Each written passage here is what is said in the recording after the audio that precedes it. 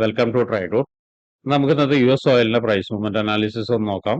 അതിനുവേണ്ടി one day ചാർട്ടാണ് എടുത്തിരിക്കുന്നത്. One day ചാർട്ടിലെ പ്രധാനപ്പെട്ട ഏരിയാസ് മാർക്ക് ചെയ്തിടുന്നുണ്ട്. ആദ്യമായിട്ട് മാർക്ക് ചെയ്തിടുന്നത് ഒരു റെസിസ്റ്റൻസ് ഏരിയ ആണ്. റെസിസ്റ്റൻസ് ഏരിയ എന്ന് പറഞ്ഞാൽ ഈ ലെവലിലെയാണ് മാർക്ക് ചെയ്തിടുന്നത്.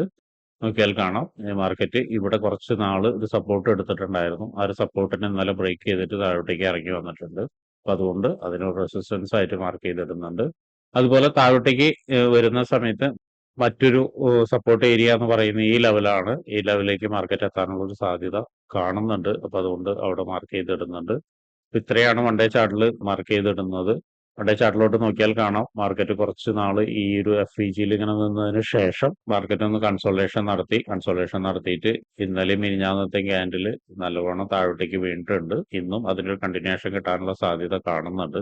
അങ്ങനെയാണെങ്കിൽ വരാൻ സാധ്യതയുള്ള നിയറസ്റ്റ് ഏരിയ എന്ന് പറയുന്നത് ഈ ഒരു ക്യാൻഡിലെ ലോയാണ്. അതിനെ ഒന്ന് നമ്മൾ മാർക്ക് ചെയ്തിടുന്നുണ്ട്.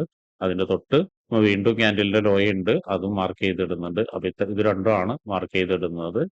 ഇനി നമുക്ക് 1 അവറിൽ പോയിട്ട് കൂടുതൽ അനാലിസിസ് നോക്കാം. 1 അവറിലേക്ക് വരുന്ന സമയത്ത് നോക്കിയാൽ കാണാം, ഡേയിൽ വരച്ചിരിക്കുന്ന ആ ഒരു റെസിസ്റ്റൻസ് ഏരിയയിൽ മാർക്കറ്റ് കുറേ നാളിങ്ങനെ നിന്നിട്ട് അല്ലെങ്കിൽ കുറേ നേരം നിന്നതിന് ശേഷമാണ് നല്ലൊരു വീഴ്ച തന്നത്. ഇത് ഇന്നലെ നമ്മുടെ അനാലിസിസിൽ പറഞ്ഞിട്ടുണ്ടായിരുന്നു. അനാലിസിസിൽ പറഞ്ഞിട്ട് ഒരു ടാർഗറ്റ് എന്ന് പറയുന്നത് ഒരു വീഴ്ച വരാനുള്ള ടാർഗറ്റ് പറഞ്ഞത് 59.500 ആയിരുന്നു. ഇന്നൊരു പക്ഷെ ആ വീഴ്ച കണ്ടിന്യൂ ചെയ്യുകയാണെങ്കിൽ 59.250ലേക്കും അതുപോലെ 58.500ലേക്കും വരാനുള്ള ഒരു സാധ്യത വീണ്ടും കാണുന്നുണ്ട്. എനിവേ 1 അവറിലെ പ്രധാനപ്പെട്ട ഏരിയാസ് നമുക്ക് മാർക്ക് ചെയ്തിടാം. ശ്രദ്ധിക്കേണ്ട ഒരു കാര്യം എന്ന് പറഞ്ഞാൽ, ഇപ്പോൾ ഈ ലെവൽ എന്ന് പറഞ്ഞാൽ വളരെ സ്ട്രോങ് ആയിട്ടുള്ള ലെവലാണ്. ആ ലെവലിലേക്ക് മാർക്കറ്റ് വരുന്ന സമയത്ത് ഒരുപക്ഷെ നല്ല രീതിയിൽ ഒരു കൺഫർമേഷൻ കിട്ടുകയാണെങ്കിൽ ചിലപ്പോൾ മുകളിലോട്ട് പോകാനുള്ള സാധ്യത കാണുന്നുണ്ട്. അപ്പോൾ ആ ലെവലിനെ മാർക്ക് ചെയ്തിടുന്നുണ്ട്. അതുപോലെ തന്നെ താഴോട്ടേക്ക് ഇറങ്ങുന്ന സമയത്ത് ഈ ലെവൽ എന്ന് പറഞ്ഞ് നേരത്തെ നമ്മൾ മാർക്ക് ചെയ്തിട്ടിരിക്കുന്ന ഒരു ഡേയുടെ ലോയാണ്. അതിന്റെ കളർ ഒന്ന് ചേഞ്ച് ചെയ്തിടുന്നുണ്ട്. പിന്നെ വീണ്ടും വരികയാണെങ്കിൽ എന്നും നമ്മൾ അനാലിസിസിൽ പറയുന്ന പോലെ തന്നെ ഈ ഒരു ഏരിയ വളരെ സ്ട്രോങ് ആയിട്ടുള്ള ഏരിയ ആണ്. ഇത് ശ്രദ്ധിച്ചാൽ കാണാം, ഇവിടെ നിന്നൊരു ഡിമാൻഡ് ക്രിയേറ്റ് ചെയ്ത് പോയതാണ്. അപ്പൊ ആ ഒരു ഏരിയയിലേക്ക് മാർക്കറ്റ് വരുന്ന സമയത്ത്, എക്സ്പെഷ്യലി ഈ ലെവലിലേക്കൊക്കെ വരുന്ന സമയത്ത് നല്ലൊരു കൺഫർമേഷൻ കിട്ടുകയാണെങ്കിൽ വീണ്ടും ഒരു ബൈ സൈഡ് നോക്കാവുന്നതാണ്. ബൈ സൈഡ് എന്ന് പറഞ്ഞാൽ വലിയ ട്രേഡിലേക്ക് പോകാനല്ല പറയുന്നത്, ഒരുപക്ഷെ ഒരു ചെറിയ റിയാക്ഷൻ കിട്ടാനുള്ള സാധ്യത ഉണ്ട്. അപ്പൊ ചെറിയ ടൈം ഫ്രെയിമിലേക്കൊക്കെ പോകുന്ന സമയത്ത് അതിനെ ബേസ് ചെയ്തിട്ട് ഒരു ട്രേഡ് എടുക്കാവുന്നതാണ്. അപ്പോൾ 1 അവറിൽ ഇത്രയാണ് താഴോട്ടേക്ക് വരയ്ക്കുന്നത്. ഇനി മുകളിലോട്ട് പോവുകയാണെങ്കിൽ, അതായത് റെസിസ്റ്റൻസ് ഏരിയയിലേക്ക് പോവുകയാണെങ്കിൽ നമുക്ക് ഈ ലെവല് റെസിസ്റ്റൻസ് ഏരിയ ആയിട്ട് നിൽക്കുന്നുണ്ട്. അപ്പോൾ അതിനെ ഒന്ന് മാർക്ക് ചെയ്തിടുന്നുണ്ട്. ഇത്രയാണ് 1 അവറിലെ പ്രധാനപ്പെട്ട ഏരിയാസ് മാർക്ക് ചെയ്തിടുന്നത്. ഇനി നമുക്ക് 50 മിനിറ്റ്സിലോട്ട് പോയിട്ട് എൻട്രി സാധ്യതകൾ എന്തെങ്കിലും ഉണ്ടോ എന്ന് നോക്കാം. 50 മിനിറ്റ്സിലോട്ട് പോകുന്ന സമയത്ത് വളരെ നിയറസ്റ്റ് ആയിട്ട് തന്നെ നോക്കിയാൽ കാണാം, ഇവിടെ റെസിസ്റ്റൻസ് ഏരിയ ഉണ്ട്. ആ റെസിസ്റ്റൻസ് ഏരിയയുടെ കളർ ഒന്ന് ചേഞ്ച് ചെയ്തിടുന്നുണ്ട്.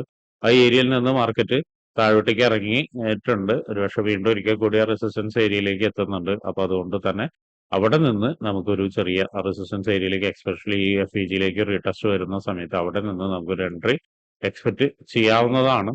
അങ്ങനെയാണെങ്കിൽ മാർക്കറ്റ് ഒരുപക്ഷെ ഇതിന്റെ താഴോട്ട്, അതായത് ഈ ലെവലിന്റെ താഴോട്ടേക്ക് വരാം. ഈ ലോയിനെ ബ്രേക്ക് ചെയ്ത് വീണ്ടും ഈ ലെവൽ വരെ വരാം. അപ്പൊ അങ്ങനെ ഒരു സെൽ എൻട്രി ഉണ്ട്.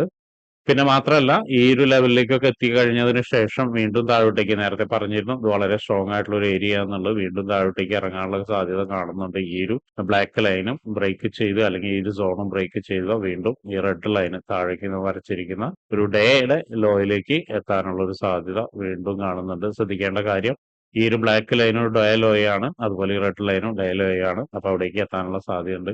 ഇവിടേക്കൊക്കെ എത്തുന്ന സമയത്ത് ചിലപ്പോൾ ഒരു പക്ഷേ നല്ല രീതിയിൽ മാർക്കറ്റ് ഒന്നൊരു റിയാക്ഷൻ കാണിക്കാം. അപ്പൊ ആ റിയാക്ഷനെ ചെറിയ ടൈം ഫ്രെയിമിലൊക്കെ പോയതിനു ശേഷം ഒരു കൺഫർമേഷൻ എടുത്തതിന് ശേഷം ഒരു ട്രേഡിലേക്ക് പോവുക.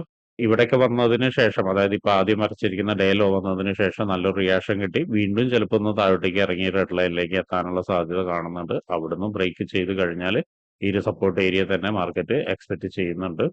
അപ്പൊ ഇത്രയാണ് ഒരു സെൽ എൻട്രി സൈഡ് പറയുന്നത്. സെൽ എൻട്രിയിലും തന്നെ ബൈ എൻട്രികളും കിട്ടാനുള്ള സാധ്യത കാണുന്നുണ്ട്. ഇനി മറ്റൊരു സാധ്യത എന്ന് പറയുന്നത്, ഈ ഒരു ലെവൽ ബ്രേക്ക് ചെയ്ത് കഴിഞ്ഞാൽ മാർക്കറ്റ് എത്താനുള്ള ഒരു FEG ഉണ്ട്. ഇവിടെ ഒരു FEGയിലേക്ക് മാർക്കറ്റ് വീണ്ടും എത്താം.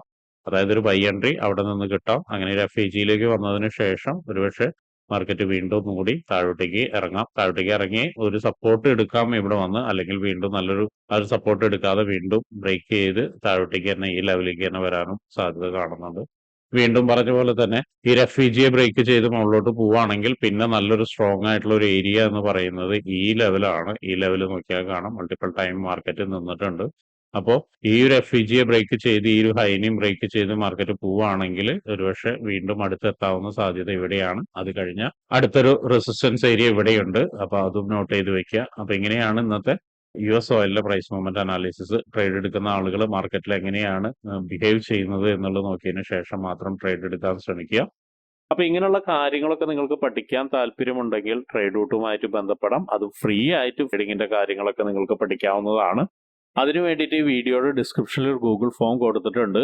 ആ ഗൂഗിൾ ഫോം കൃത്യമായി വായിച്ച് അതിലുള്ള കണ്ടീഷൻസ് ഒക്കെ ഓക്കെ ആണെങ്കിൽ മാത്രം ഫിൽ ചെയ്യുക. അതോടൊപ്പം തന്നെ ഡിസ്ക്രിപ്ഷനിലുള്ള വാട്സപ്പ് ചാനലിൽ നിങ്ങൾക്ക് ജോയിൻ ചെയ്യാവുന്നതാണ്. അവിടെ ട്രേഡ് റൂട്ടിന്റെ അപ്ഡേറ്റ്സ് ലഭിക്കുന്നതാണ്. അപ്പോൾ എല്ലാവർക്കും ഇന്നൊരു പ്രോഫിറ്റബിൾ ഡേ ആവട്ടെ എന്ന് ആശംസിക്കുന്നു.